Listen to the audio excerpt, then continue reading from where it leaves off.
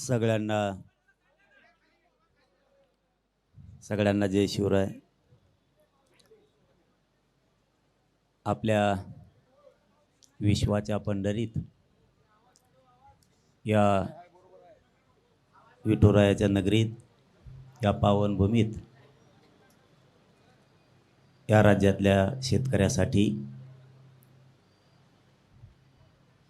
रोहितदादा पवार साहेबांनी उपोषण ठेवलं आहे. आपण सगळेजण सोबत आहोतच. आईला मला बसून बोलता आहे ना, मला ते उभारून बोलायचं सवय, ते बसून कुठं जुळायला लागलं. हो ना, मी ऐक बसू का?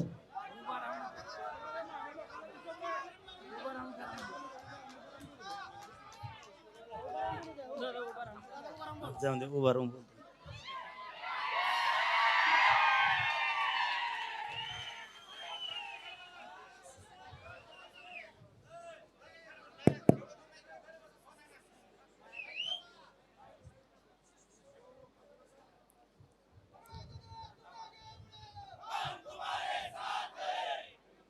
यार आग यायचे ना, मी आग आहे तर कुठतो आणखी.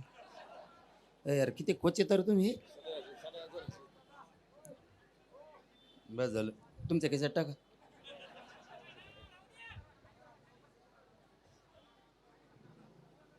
या देशातल्या या राज्यातल्या बळीराजासाठी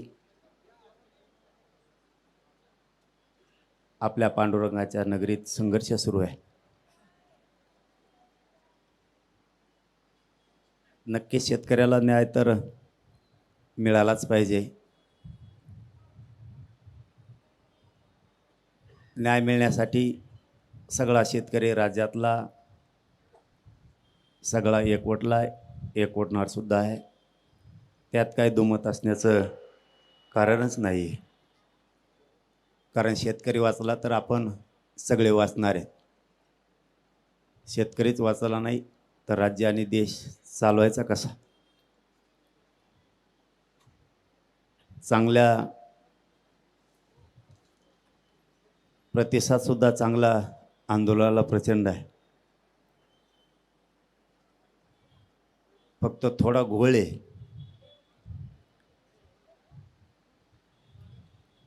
तुम्ही कितीही पोटतिडकीनं केलं तरी लोक त्याला राजकारणच म्हणणार आहेत. तुम्ही आमच्या पार्टीत या.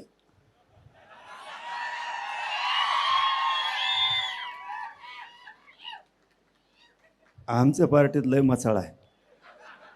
तुम्ही कुठं बसा उठणार नाहीत. तुम्ही काही मागा, टेन्शन नाही. तुमच्या पार्टीत अवघड आहे हो, हे प्रश्न सोडीन. आमच्या पार्टीत आलं ना, अशी गर्दी, अशा मागण्या कुंकडवी, धडाधडा सुरू असतं सगळं. मग तुमच्या पोटतिडकीला किती किंमत दिली जाईल माहीत नाही. किती अराजकीय म्हणलं तरी मान्य किती जणांनी करायचं याच्यापर्यंत सुद्धा विषय. पण आपण शेतकऱ्यासाठी बसलोत. माझं तरी मत आहे, आपण या आंदोलनात तरी त्यांना शेतकऱ्याची लढाई म्हणून सगळ्यांनी बघावं. आपण का त्यांच्या राजकारणासाठी किंवा कोणाच्या याच्यासाठी आलेलो नाही आहेत. ते शेतकऱ्यासाठी लढायला लागलेत. आपण सुद्धा सगळे शेतकरी म्हणून साथ द्यायला हरकत नसावी. आता मैताशी पंचायत होणार आहे. आता मी इथून गेलो की म्हणते नाही पवाराचा माणूस. परदेशी रातभर मी देवेंद्र फडणवीसचा माणूस होतो. आता तिथून सुटन आणि तुमच्या गळ्यात गुंतणार आहे मी. आता महिले फरफट चालू आहे. मी ज्याला भेटायला जाईन त्याचाच माणूस आहे म्हणते ती.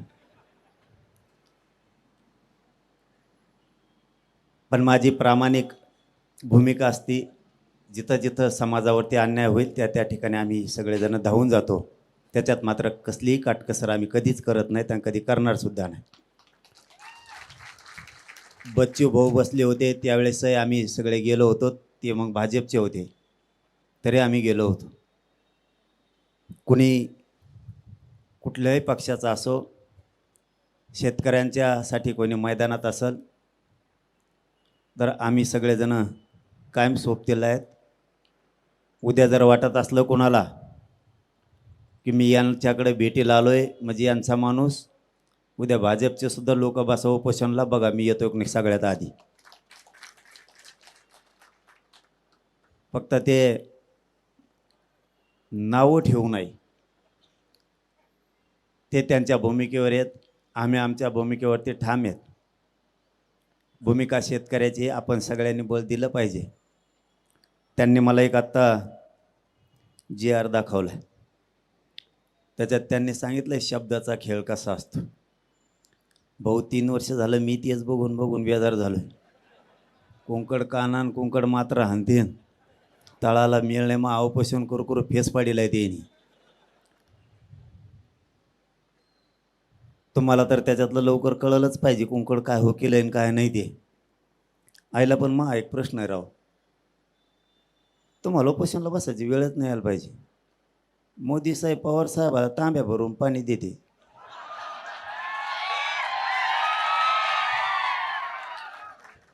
ते कोणत्या तरी टेबलावर आहे ना गिल्लास भरून पाणी दिलेलं. आणि मग मोदी साहेब जर एवढा जीव लावते तुम्ही उपोषणाला बसून मग हाडकं मोडून घ्यायला लागले उगाच. पवार साहेबाला सांगा एक फोन फिरावं म्हणा तिकडं, काय जे होईल कशाला ताण घ्यायचा उगाच, शेतकऱ्याचं तरी कल्याण होईल. त्यांचं तर चांगलं आहेच ना, तुमच्यावरती तरी कशाला ही उपोषणाची वेळ यायला पाहिजे.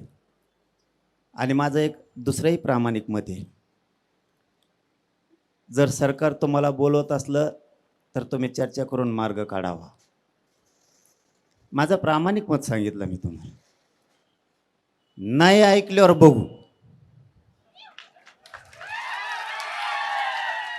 सध्या जर मी चॅनलला पण बघितलं ते भरणे मामा म्हणलेत असं करूयात तसं करूयात, मला वाटतं विश्वास ठेवावा एकदा. आम्ही ठेवला होता. आयला तसं नाही रे, तुम्ही हसू नका रे, पोट्टे असे आहेत ना, मग तसा विश्वास नाही रे. एकदा त्यांची पहिली सुरुवात आहे, मग जर म्हणत असले तर एवढे बरं जाऊन द्या ना, काय त्याला. तर भरणे मामा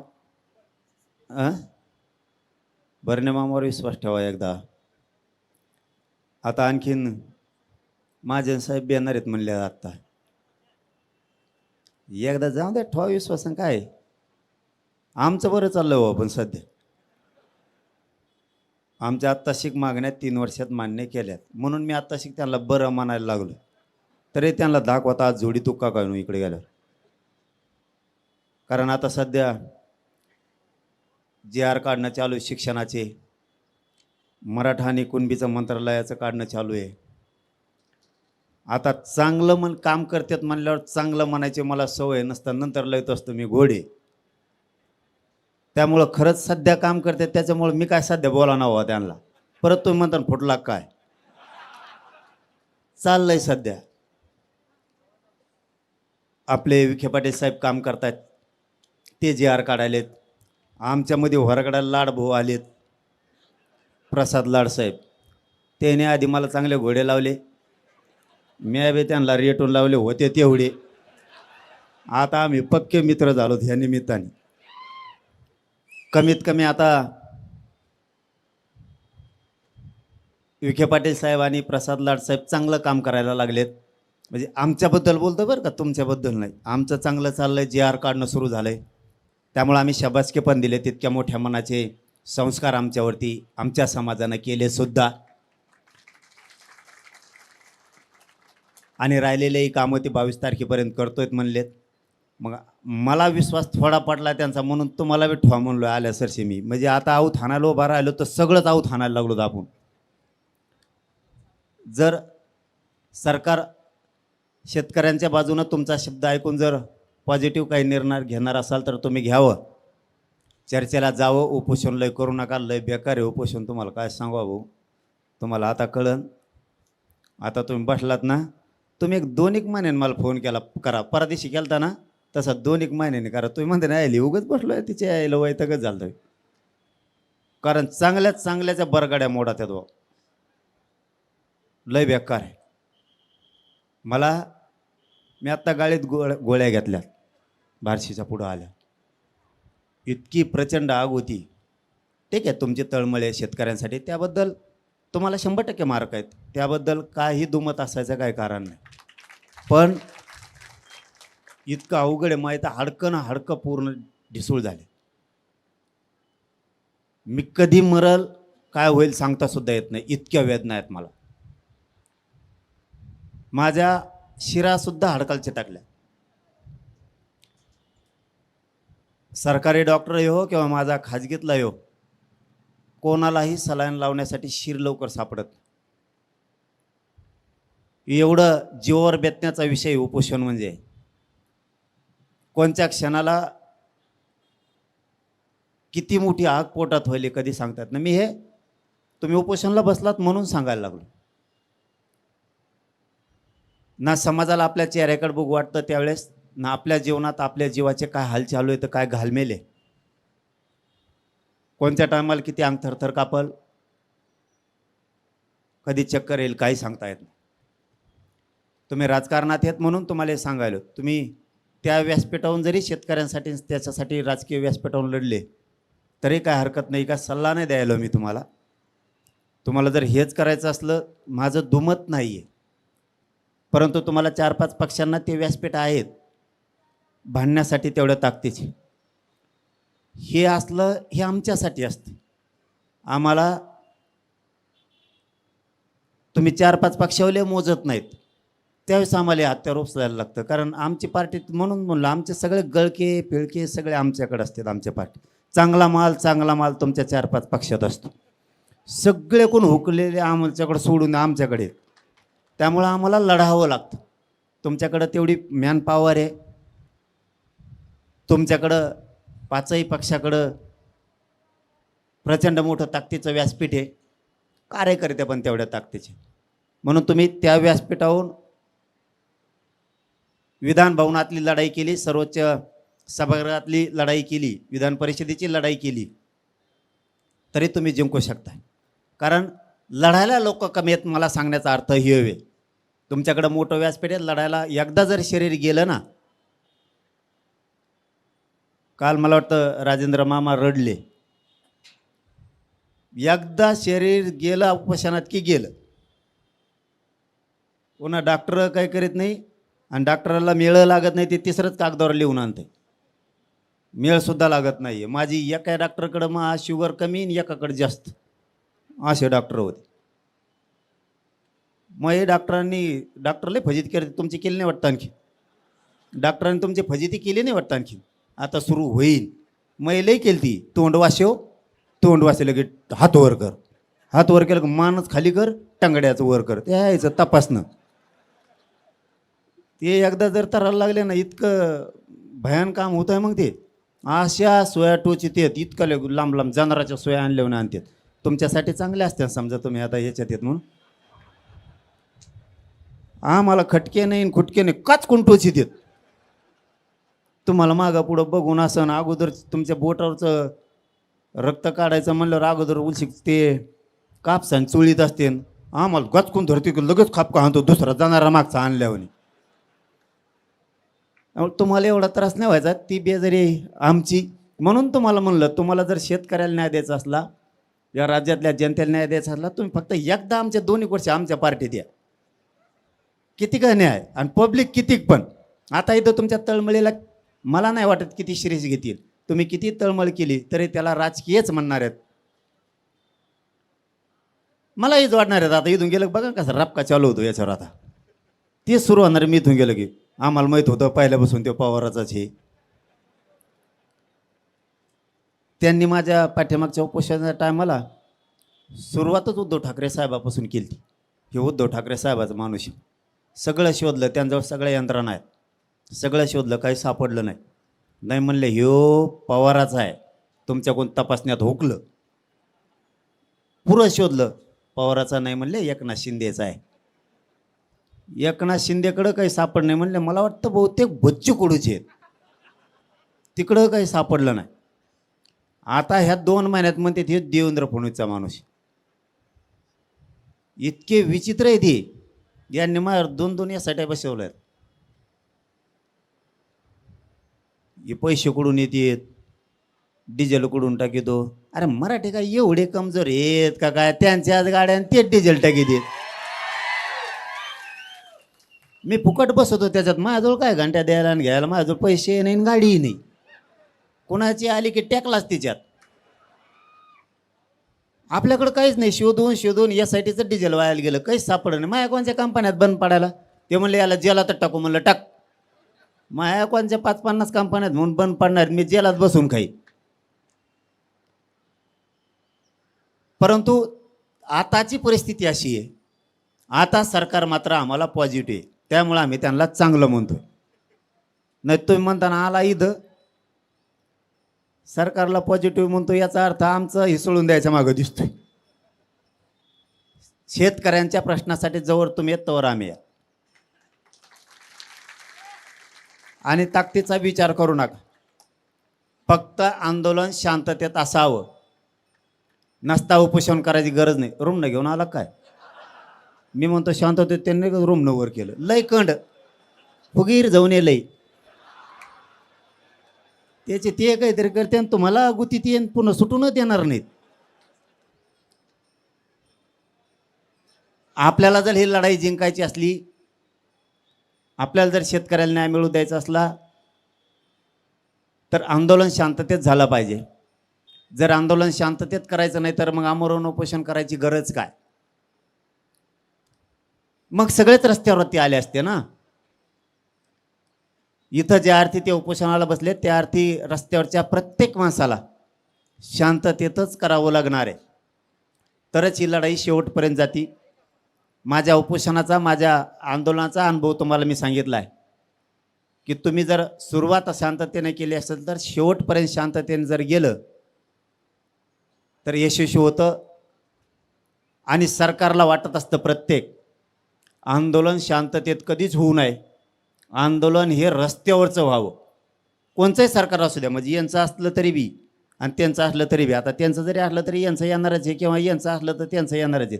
कवा हेच आहेत आपण, कवा कार्यकर्ते झेंडाच आहे आपल्या. आता टेन्शनच घेऊ नका तुम्ही.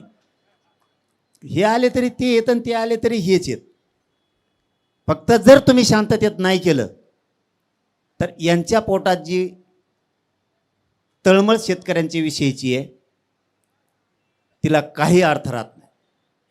म्हणून तुम्ही जे कुठलं आंदोलन करताल, हे माझं तुम्हाला सगळ्याला हात जोडून सांगणं आहे की शांततेत करा.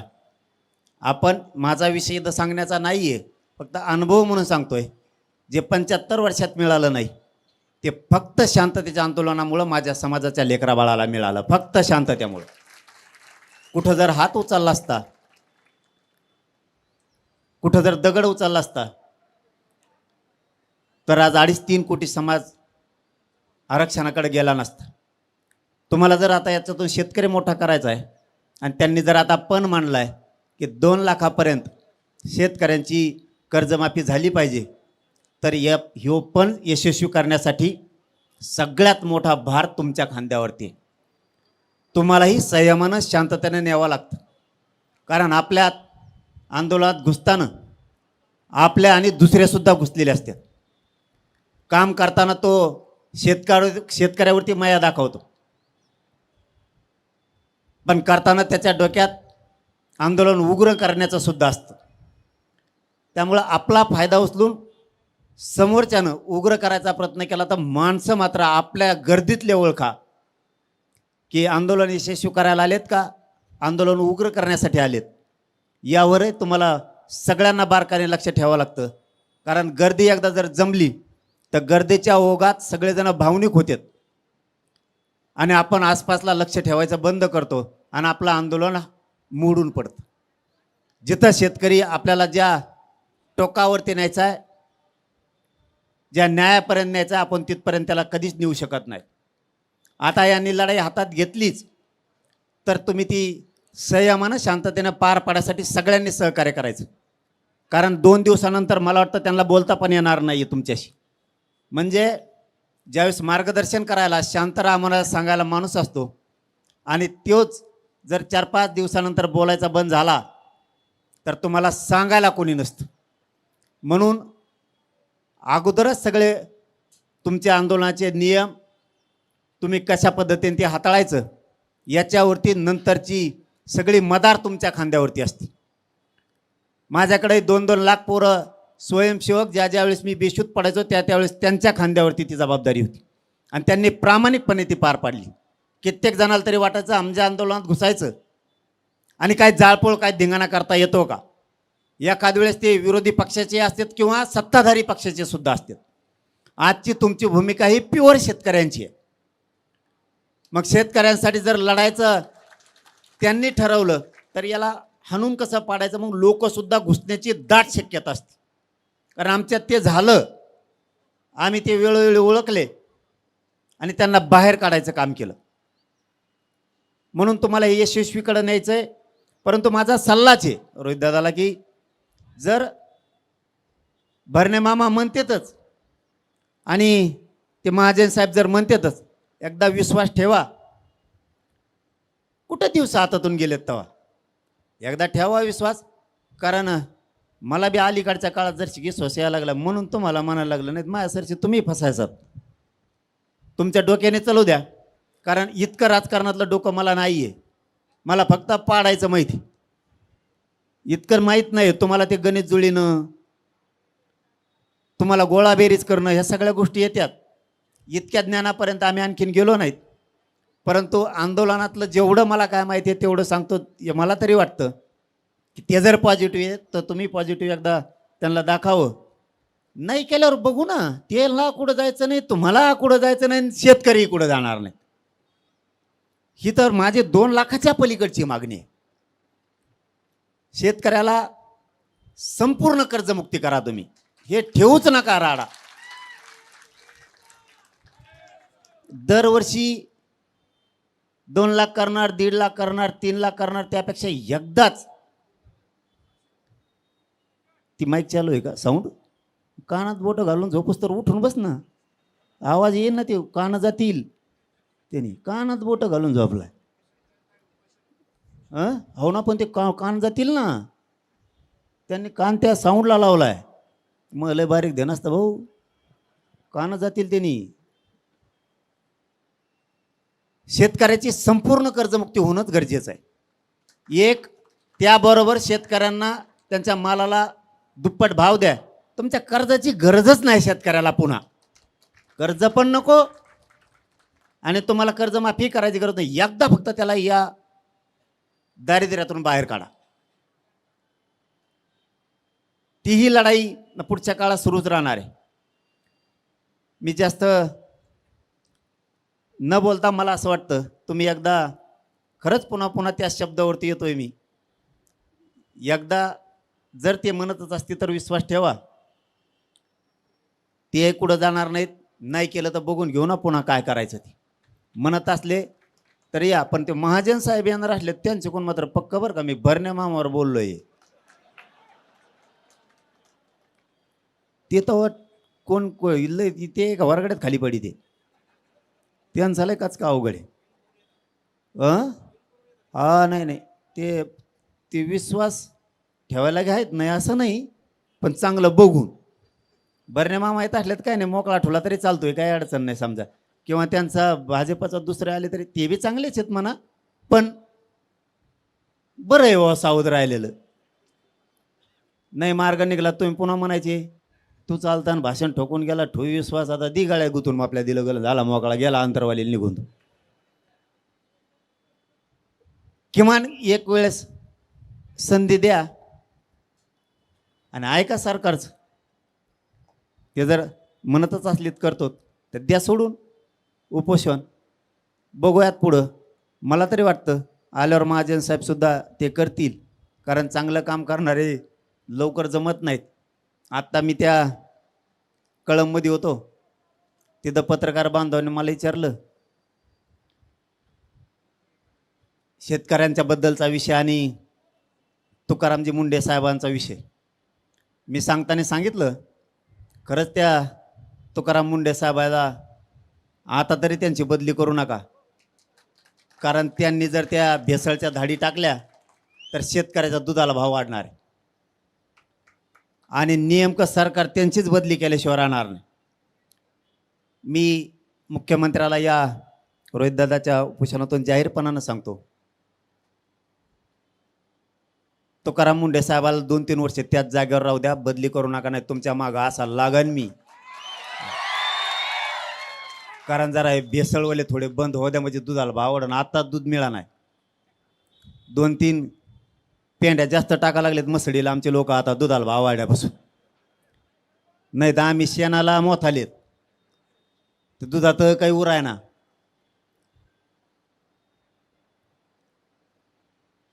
माझं या रोहितदादाच्या उपोषणाच्या बद्दलचं पुन्हा जाताना एक मत आहे, सरकार पॉझिटिव्ह असेल तर विश्वास ठेवा, एकदा संधी द्या. महाजन साहेब आल्यावर त्यांच्यावर विश्वास ठेवा, नाही केलं तर नंतर बघू, असं एक प्रामाणिक मत माझं मी सांगितलंय. कारण हा मला विश्वास बसायचं कारण पुन्हा एकदा सांगतो, आमचे न निघणारे JR काढल्यामुळं मला थोडा विश्वास आलाय. याचा अर्थ मी त्यांचा बी नाही तुमचा बी नाही, दोघाच्या मधी, म्हणजे दोघं कोण कोपरा आम्हाला हाणले ना, दोघं कोपरा आम्हाला झाणतात, विरोधी पक्ष आम्हाला झाणतो आणि सत्ताधारी आम्हालाच कोपरे आणतो. आंदोलन करणाराला, सगळ्याच आंदोलन करणाराला म्हणतोय बरं का मी, एकाच नाही सगळ्याच. मग ते धनगराचा असू द्या, ते मराठ्याचा असू द्या, ते मायक्रो OBCचा असू द्या, दोन्ही आम्हाला चिंगरी दे गरीबाला. पण तुम्ही हे काम हातात घेतलेलं आम्हाला चांगलं पटलं. खरं ते सांगतो, मी बळस्तुती कोणाचीच करत नाही, आपला स्वभाव ते स्वभावच. तुम्ही शेतकऱ्यासाठी लढायला लागलात, तुमच्याबद्दलचा मेसेज राज्यात चांगला चालला. की आमच्याजवळ गरीब बोललेले आम्हाला माहीत होते, गरीब तुमच्या पोहोचत नाहीत, तुमच्याकडे टप्पू लोक पोहोचत. मग ते गरीब आम्हाला सांगत आहेत, बाबा लय भारी काम घेतलं राव हातात, मायले पोरगर लढून काय नू. तुम्हाला पोरग का म्हणणार, पण त्या शब्दात माया आहे गरीबात, ते चाललंय गरीबात तसं आता. पण तुम्ही इमानदारी नाही, तुम्ही त्याच्यात फक्त शेतकऱ्यात तुम्ही बी राजकारण करू नका, नाही तुम्हाला ढकलून देते. लय कलाकार आहे शेत लोक बी लय चित्र आहेत, फुटला की सोडून देतात. आता मात्र प्रतिमा शेतकऱ्यांच्या नजरेत चांगल्या प्रकारची चालली, ही आता रोज आम्ही 2-3 दिवसापासून ऐकतोय. एकदा सरकारला जसं आम्ही पॉझिटिव्ह झालो, आम्हाला तरी सरकार आमच्याबद्दल 100% पॉझिटिव्ह वाटतंय. त्यामुळे मी त्यांच्यावर टीका केली नाही. आणि तुम्ही एकदा विश्वास ठेवा, नाही तर पुढं बघू. तुम्ही शेतकरी, आम्ही शेतकरी, सगळे शेतकरी बघू मग कोण कोणाला रेटत नाही, ती आपल्याला रेटत नाही, आपण त्याला रेटत नाहीत. पण एकदा विश्वास ठेवावा. शेवटी जाताना एवढं सांगतो, तब्येतीची मात्र काळजी घ्या, कारण हे अवघड असतंय. उपोषण खूप विषय अवघड आहे. तुम्हाला 20 दिवसाच्या नंतर याचा त्रास लक्षात येईल. सोडल्याच्या नंतर तुम्हाला वाटून सोडलं तर हॉस्पिटलमधून सुट्टी झाली, डॉक्टरने सगळं चेक करूनच घरी पाठवलंय, आपण तर क्लिअर झालो होतो, त्रास व्हायला कसा लागला. याचा 20 ते 22 दिवसापासून असर व्हायला सुरुवात होते. लय अवघड आहे. मला आधी माहीत नव्हतं. मी PhD झाली उपोषणात, कसं बसायचं, कसं पाणी प्यायचं. तुम्ही आता पाणी पिता पहिल्या दिवसापासून, आता सोडायचं नाही बरं का. जर का अर्ध्या सोडलं रे बाबा, अवघड आहे. आणि तुम्ही जर पहिल्या दिवसापासून पाणी पिणार नसलात तर शेवटपर्यंत मध्ये पाणी प्यायचं आणि ते डायरेक्ट काळजाला लागतं. पोट आतून गरम झालेलं असतं आणि तुम्ही जर मध्ये 2-3 दिवसानंतर पाणी प्यायला सुरू केलं तर पाणीच पोटात उकळतंय. जसं की एखाद्या गाडीला, 4 व्हीलरला, त्या मशीनला पाणीच नाही आहे आणि ते कोरडं पडलं आहे. एकाएकी पाणी टाकलं ना, ते जाळ आणि धुपण संगत बाहेर फेकतंय. ती सिस्टम आपल्या शरीरात होती. त्यामुळं पहिल्या दिवसापासून पित असलात तर शेवटपर्यंत पाणी प्या, मध्ये आता सोडू नका. आणि पहिल्या दिवसापासून पित नसाल तर मध्ये मात्र आता पाणी पिऊ नका. उपोषणाचे आपल्याला वाटतं त्यो बसला मी बसतो, त्यो बसला मी बसतो, तर थोडंसं जर माहीत नसले ना तर शरीराची पुरी हानी होती. शरीराची शेवटी जाताना सांगतो, काळजी घ्या. आणि सरकार जर म्हणलं तर व्हा पॉझिटिव्ह, आम्ही बी त्यांना पॉझिटिव्ह आहेत, गोड बोलवतो मी बी त्यांना सध्या, तुम्ही बोलून घ्या करून. धन्यवाद. तुम्हाला खूप मनापासून शुभेच्छा. आम्ही सगळे सोबत आहेत.